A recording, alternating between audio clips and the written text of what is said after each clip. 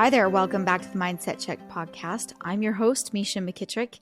This is a podcast where we believe that as you take time for a mindset check, you have more power than you think you do, and where we also believe that your thoughts, the thoughts that you choose to think, bring incredible power into your life, and that we have so much say over what our subconscious mind believes. We're going to get into that today. I'm so excited to be here with you. How is summer? How is your summer? I hope that you're doing great things, and I hope that you are really taking the time to plan something that's enjoyable for you, that you enjoy in the summer, whether it's for you by yourself or with your family or whatever it is. I hope that this is a tiny little seed that you take the time to make something special, memorable, whatever it is that would make summer really enjoyable for you. Today, we are in season 2 of the Mindset Check podcast. Season 1 was all about the story when I was reading my journal from when I was 15 and pregnant and going through that rocky relationship and coming to a point where I eventually was getting a divorce from that person as a young girl. And then at the very end of that season is episode 99. It's called The Incredible Power of the Heart. And the reason I'm bringing this episode up is because chronologically, it actually fits in right here. So just in case if you're wondering, that's where this story fits into Jake's story, as he tells his side of this story and our two stories meshing together in season 2. He came to the soccer field and all of that introduction to us reuniting kind of happened right here.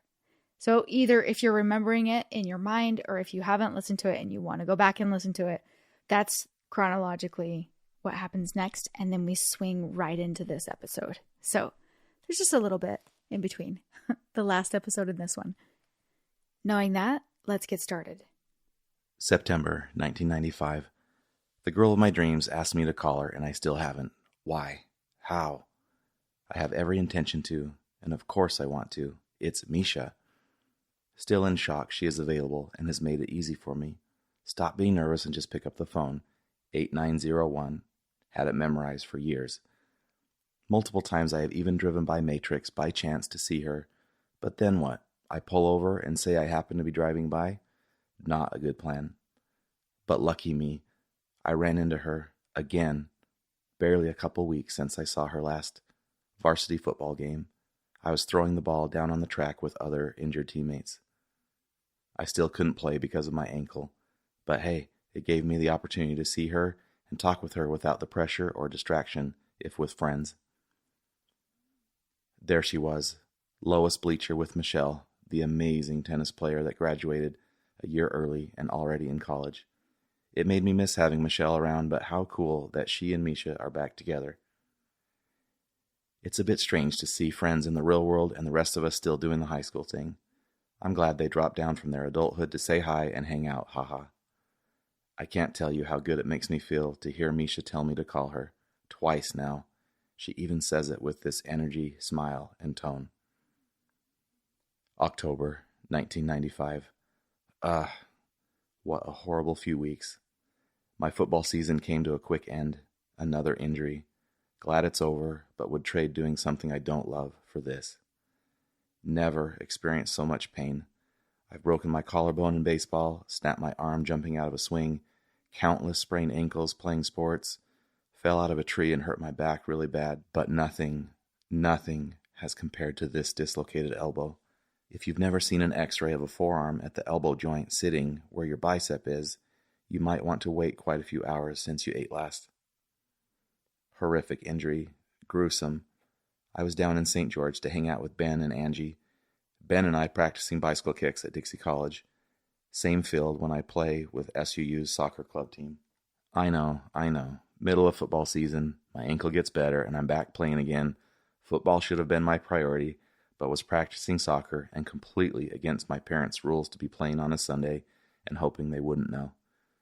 Total freak accident. Misjudged the ball. Got twisted up in the air wrong and landed with my elbow hitting first and then the weight of my body rolling over my arm. Immediate and excruciating pain, having my elbow joint popped out about 5 inches from normal. Ben scrambled to round up the balls. 3 doctors in the ER tugging and pulling to get it back into place. Soft cast for a couple weeks, then a hard cast. Made it worse knowing that I had disappointed my parents again, not to mention the horrible timing of adding a couple hours to the drive home from their conference. Homecoming dance coming up. I asked Sally France. She's possibly the sweetest and nicest girl I know that's a junior. She's actually quite beautiful and classy, but to be honest, I just didn't want to ask one more popular girl. I felt like I wanted to mix things up. Her friends told me she was so shocked and excited that I would ask her. I'm flattered, and it always seems they think I'm some sort of untouchable. If they only knew that what they have with their friend group is what everyone should want. A bunch of kids having good, clean fun and not worrying about a popularity contest or who or how to impress. I told myself no excuses, but I still haven't called Misha. I can't stop thinking about her, but feeling embarrassed going from one injury to another. But now I feel like an idiot that I told her I'd call her soon, and it's been many weeks. This is not my A game. Ouch. Anybody else like cringing when they hear Jake describe his injury? That was like pretty gruesome. Three men trying to pull that sucker back into place. Ouch. I'm terrible at injuries. Anybody else? I get so lightheaded and I've been known maybe to pass out at like some circumstances. I would not have been a good one to be on the scene for that one.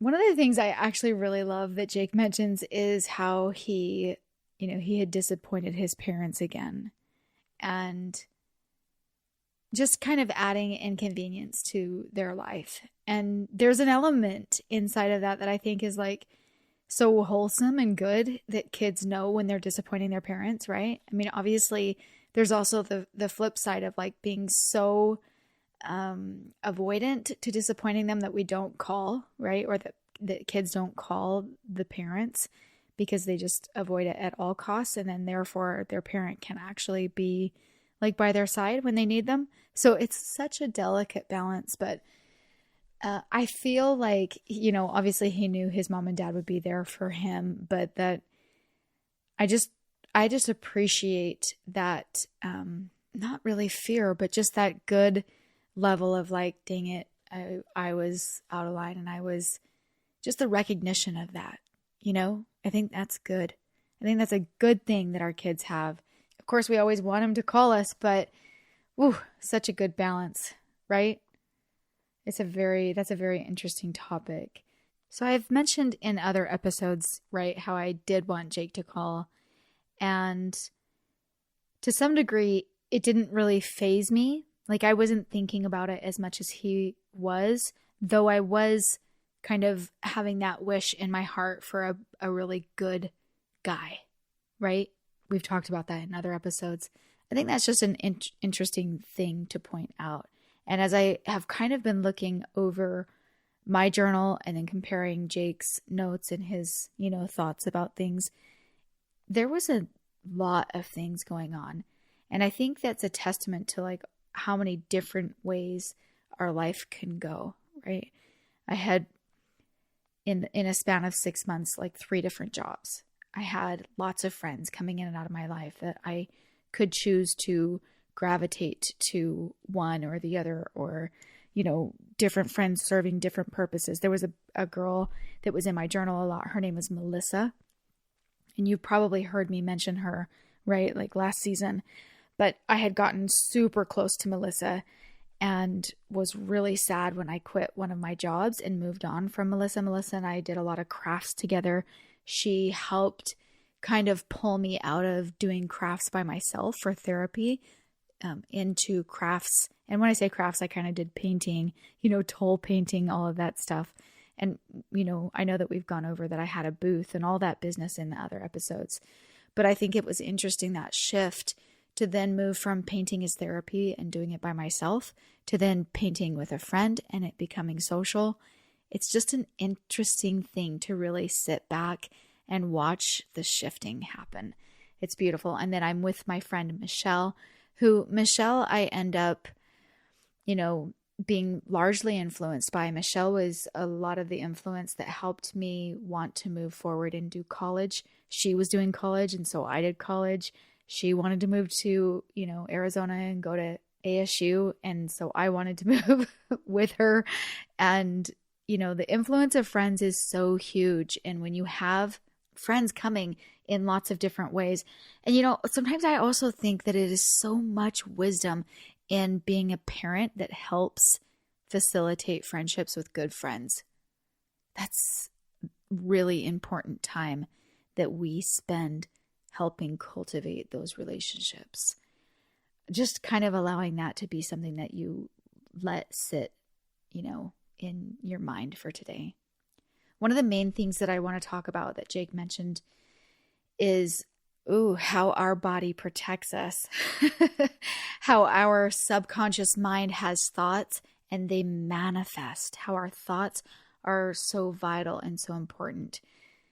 Jake says, what a horrible few weeks. My football season came to a quick end, another injury. Glad it's over, but would trade doing something I don't love for this. In other words, I'm not ready to speak up that I don't like football and I don't want to do it, but I'm going to let my body manifest a way out. Okay. This is such an interesting topic, and it's the one I really want to dive into, because I think, how much are we signing up for this?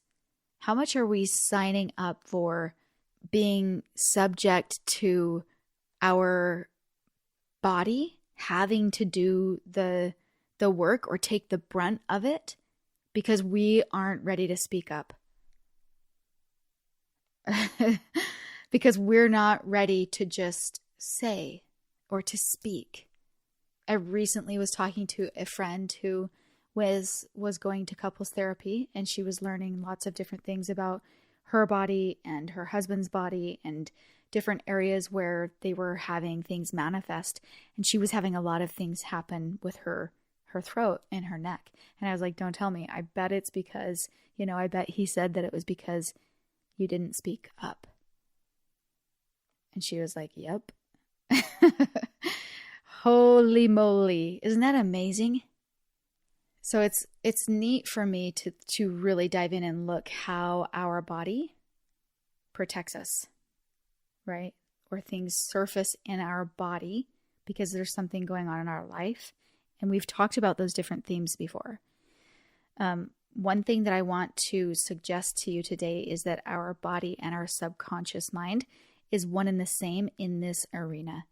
In the arena of, we're having these deep underlying thoughts, and our body will kind of go to bat to help that manifestation come forward, right? In other words, Jake just really didn't want to play football. And our subconscious mind has a way of repelling anything we don't want, right? That's called resistance. There's a quote that says, if you realized how powerful your thoughts are, you would never think a negative thought. And so I want to dive into how powerful our subconscious brains are and how can we be mindful of those thoughts and let them go and welcome something different. I recently read a book by Joseph Murphy called The Power of Our Subconscious Mind. I think this book was written in the 60s. Seriously, sometimes you read a book and you're like, where have I been? Where have I been? So if you've never read this book, I highly, highly recommend it. I'm going to give you a couple of examples that it says in the book just to help you understand, or the examples that it gives to suggest how powerful our subconscious brain is, or how powerful the thoughts that we have are. So this is one of the most extreme examples in the book. The example is that he was giving a series of lectures in London, and Dr. Evelyn Fleet told him about an article which had appeared in the English newspapers dealing with the power of suggestion. The suggestion that a man gave to his subconscious mind over the period of 2 years. He said, I would give my right arm to see my daughter cured.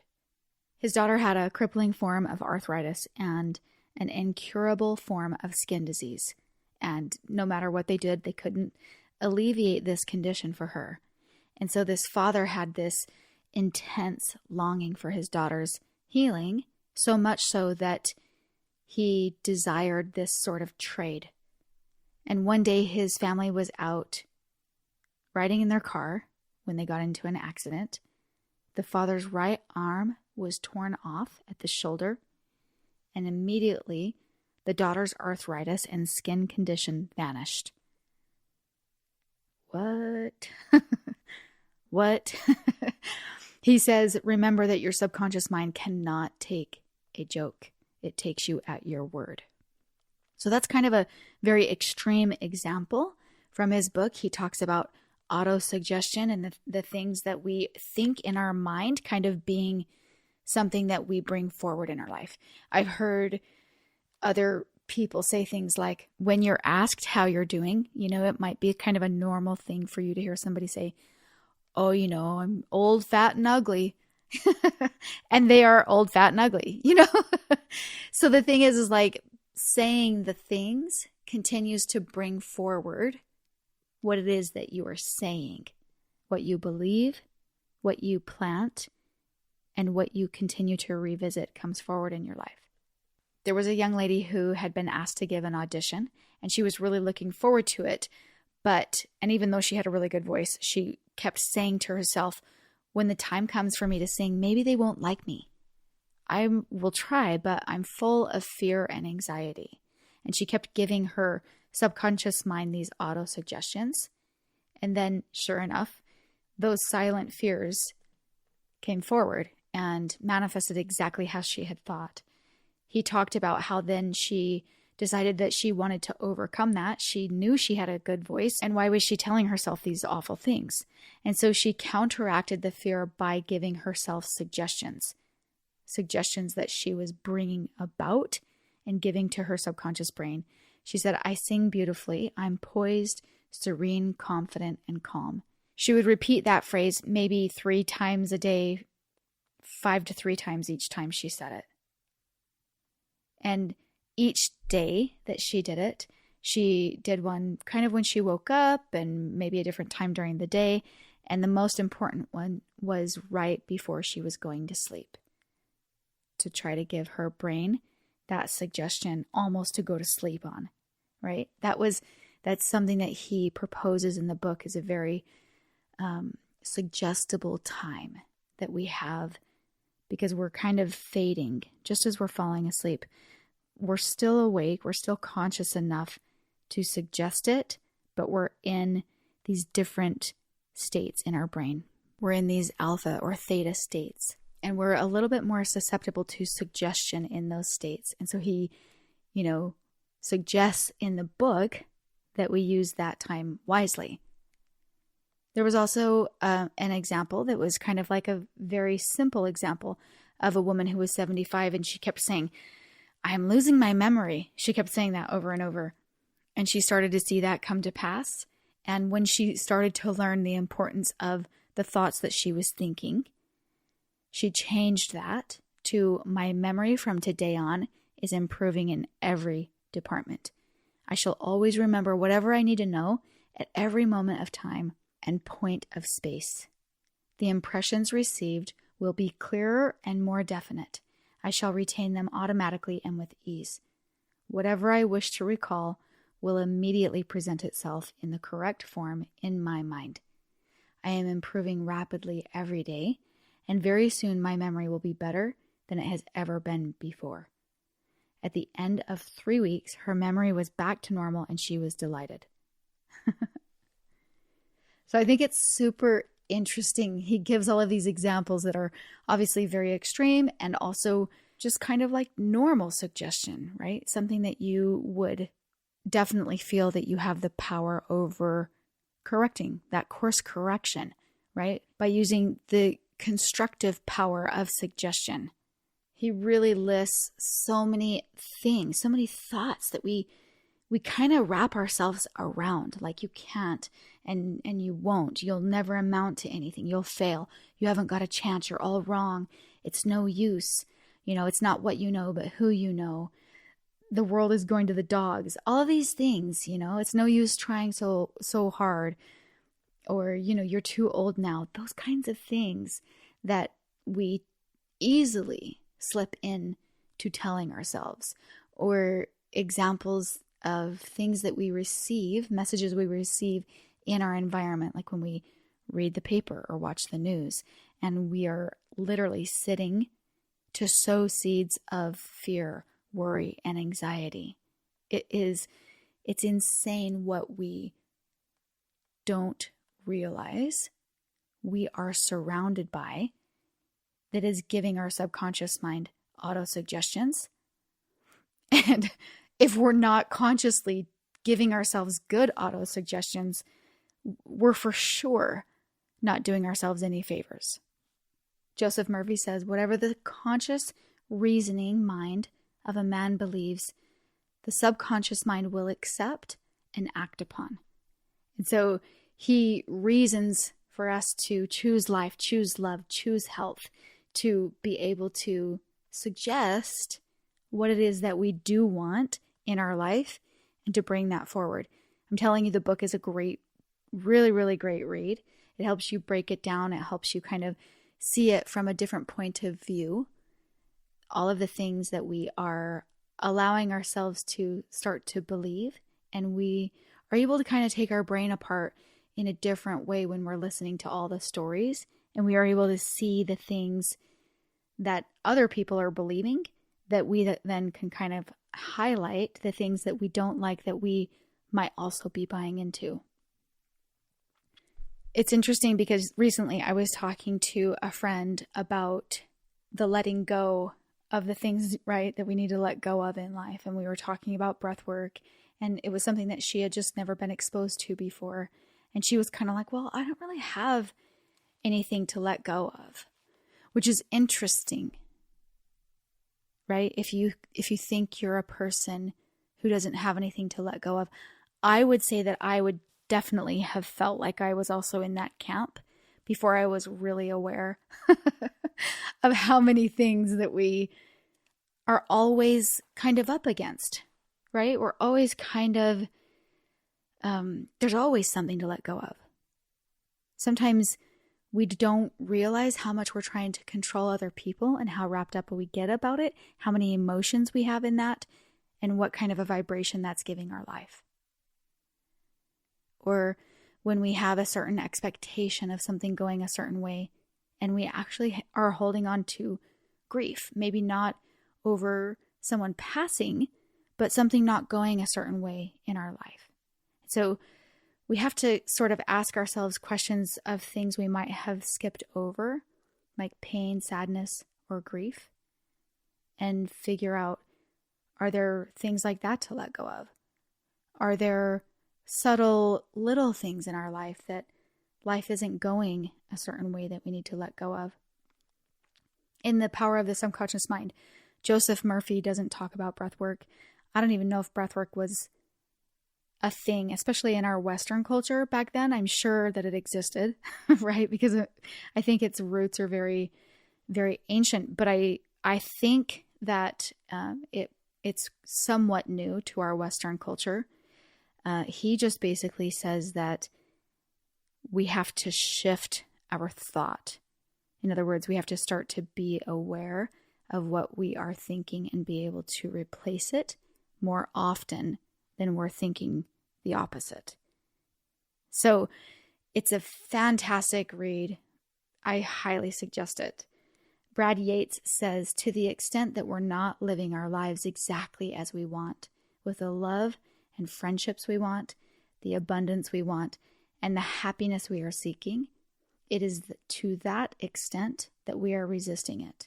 And so that's where you can kind of start to look for the things in your life that might be hiding in your subconscious brain that you might not be aware of, that you would want to let go, because why would you want to hang on to that? See, that's the thing that gets so interesting and freeing when you do this kind of work. Because when you recognize that you can actually do something about it, you're not fearful anymore that it's actually something that you do think.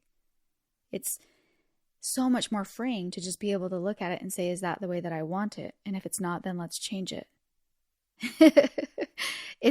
It's very simple, but a lot of times we have been so used to making meaning around it since we were so young that means X, Y, and Z about us because we think a certain way, or we were shown something from the time that we were little, and this is the way that life has always revolved for us. And so something about it is embarrassing when that's not the truth at all.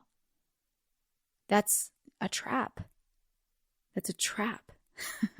And as long as we stay in the trap, it's like it's got us, right? But we have the ability to get out of the trap.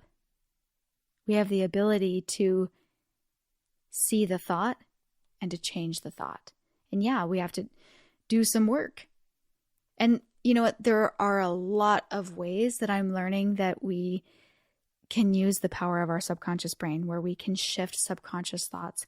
And I'm telling you that, I mean, ultimately, it's the suggestion of those things. It's the suggestion and the repetition of it. And I really do believe that is maybe one of the most powerful ways. I say maybe because I'm experimenting with a lot of things right now. And I think it's a blast. I think it's a blast to try to experiment with these different things. Some of it is, subconscious transformation through subliminal messages. So I'm kind of experimenting in that. And you know that I'll bring this to you, right? When I find like the ultimate results of the things that I like, I will totally share with you. Another darling friend has introduced me to something called seed words. And this is something that when you find these words, it's a way to suggest directly to your subconscious mind, because we go and we ask your subconscious mind, what are the words that symbolize for you this end goal, this thing that you want? And then we find out the words and they become the seed words. And I'm not telling you very much about it right now on purpose because I don't know yet. When I know, trust me, I will tell you. The one thing I know more than anything that works hands down is affirmations. And I really do believe that your vibration has to match what you're trying to bring forward. So you can't be trying to bring forward happiness and continue to exist in sadness. Like, you can't keep feeling that. You have to lift yourself up. You have to practice showing yourself a better way, a different way, a better way to feel. But ultimately, if you can get your vibration to match that, your subconscious mind will match anything that you're putting in it. Robert Collier said, "Our subconscious minds have no sense of humor, play no jokes, and cannot tell the difference between reality and an imagined thought or image. What we continually think about eventually will manifest in our lives." I know that I have done so many experiments around affirmations and that repetition of what I'm giving my subconscious brain, and it has blown my mind. It is really fun work to experiment in. So why not try it, right? I just always love thinking about our subconscious mind being our most loyal assistant, the most loyal friend that we have. And I've often heard a really cool suggestion to be able just to sit down with yourself and just to write, just to pen your thoughts, just to start writing and writing and writing what you think you believe. And then talk to yourself out loud like you're talking to a friend. And say the things that you think the friend needs to hear. And that really is what your subconscious mind needs to hear. So I kind of love so many of these different suggestions and these different ways. My suggestion to you is play with it. Start to play with it. Maybe read the book, The Power of Our Subconscious Mind, or, study anything from Joe Dispenza or Victor Bach, or gosh, there's so many great people who are putting things out into the world who are showing you the ways that you can give suggestions. Just give suggestions to your brain and then let it do the work. Right? You don't have to be in charge of the way it all comes to fruition. Just start giving suggestions to your brain and see what happens. Even if you just chose one tiny thing right now, one tiny little thing, and just start saying it, and make sure that you're saying the good part more than you're saying the bad part, right? In other words, go back to the singer, I have a terrible voice or whatever, versus I have a beautiful voice. Decide which one you're going to say more. Whichever one you say more comes forward.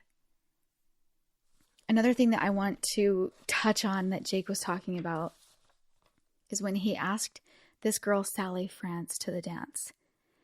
And I thought that, the way she was shocked and excited that he would ask her, and then he is flattered and also a little envious, truly, about her friend group and how she has what everyone would want.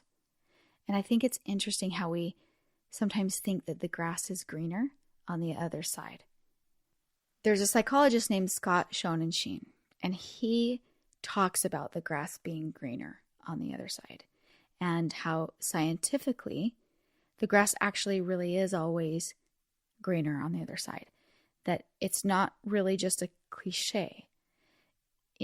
That's kind of like the whole idea that like everybody has something better than I do and kind of that game of comparison. But he says that what's so interesting about the physics of how grass works when you're literally peering over your fence, looking at your neighbor's grass, their grass, because of the angle you're looking at it, will always look greener. Even if it's actually the same lushness as your own grass, because of the way that your eye perceives it. Isn't that kind of funny? I mean, we've always thought, like, we've grown up with that idea the grass is greener on the other side. And I love that this example actually truly brings us a really great perspective that sometimes whenever and whatever we're looking at from the other side kind of always looks a little bit desirable. And so maybe it's just really good practice to try to see things for how they might be. Okay. And yes, that means for the other person's grass or for the other person's life, but especially for the way that things might be in your life. Like, maybe walk over to the neighbor's grass and have a good look at yours. Right? Like, go imagine yourself in their shoes and look at how your life looks to them.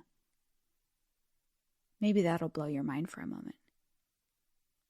That's what really brings you perspective. Because then you really get it that our humanness is our humanness. And it is actually really beautiful. We don't have such a tendency to look at it from a negative point of view. And maybe what we would really be the most aware of is possibly the best quote about the grass being greener.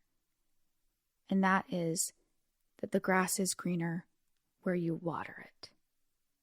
That's where the grass is actually greener. So there's a story that is told by Gordon B. Hinckley, and he has this memory of his father having a horse and buggy when he was just a boy. He says, there was one summer day in 1916, a wonderful thing happened. It was an unforgettable thing. When he came home that evening, he arrived in a shiny, black, brand new Model T Ford. It was a wonderful machine, but by today's standards, it was a crude and temperamental sort of thing. For instance, it did not have a self-starter. It had to be cranked. You learned something very quickly about cranking that car. You retarded the spark, or the crank would kick back and break your hand. When it rained, the coils would get wet, and then it would not start at all. From that car, I learned a few simple things about making preparation to save trouble. A little canvas over the cowl would keep the coils dry. A little care in retarding the spark would make it possible to crank without breaking your hand. But the most interesting thing was the lights. The car had no storage battery. The only electricity came from what was called a magneto. The output of the magneto was determined by the speed of the engine. If the engine was running fast, the lights were bright. If the engine slowed, the lights became a sickly yellow. I learned that if you wanted to see ahead as you were going down the road, you had to keep the engine running at a fast clip. So, just as I discovered, it is with our lives. Industry, enthusiasm, and hard work lead to enlightened progress. You have to stay on your feet and keep moving if you're going to have light in your life. I still have the radiator cap of that old 1916 Model T. It is a reminder of lessons I learned 77 years ago. I love that story in these examples, just to kind of bring it all together and help us see that when we water the grass, where we water it, that's green. When we take care of our mind, right? When we actually take the action and keep the momentum going and keep the lights burning brighter, we actually ignite our mind in ways that keep us moving forward at a good pace, that keeps those lights so bright, that keeps us functioning well. And all of that has to do with the preparation, the way that we live, the things that we're doing, the actions that we're taking, the tiny little steps that we take to walk over to the neighbor's yard to look at our grass. I hope that today that you see that as you learn to speak up or to really evaluate what is in your subconscious mind, and that you're not afraid of it, that you're open and willing to look at what's there, that is watering the grass, that is keeping the momentum going in the car. And I hope that you really see that the more work that you do on your end to simply suggest the things that you want to bring forward into your subconscious brain, that through that, you have more power than you think you do. If you loved today's episode, please share it, and don't forget to subscribe, rate, and review the podcast. It helps so much. Also, reach out if you have any questions, comments, or anything at all you would love to share. You can send me a DM on Instagram. It's at myfriendmisha. That's Mesha. You can also find me at myfriendmisha on Facebook, or you can send an email to hello@myfriendmisha.com. One quote I want to leave you with today is by Napoleon Hill. He says, "The subconscious mind makes no distinction between constructive and destructive thought impulses. It works with the material we feed it. The subconscious mind will translate into reality a thought driven by fear, just as readily as it will translate into reality a thought driven by courage or faith." Your thoughts matter so much. My friend, thank you so much for spending time here. Until next time.